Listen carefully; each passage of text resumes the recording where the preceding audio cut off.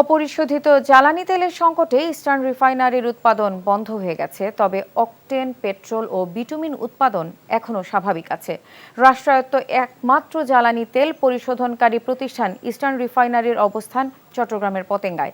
বিশ্বের বিভিন্ন দেশ থেকে আমদানিকৃত অপরিশোধিত জ্বালানি তেল এখানে অকটেন, পেট্রোল, ডিজেল ও বিটুমিন সহ বিভিন্ন ধরনের জ্বালানি উৎপাদন করা হয়।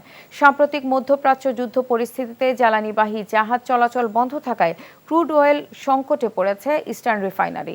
এতে বন্ধ হয়ে গেছে ক্রুড অয়েল প্রসেসিং।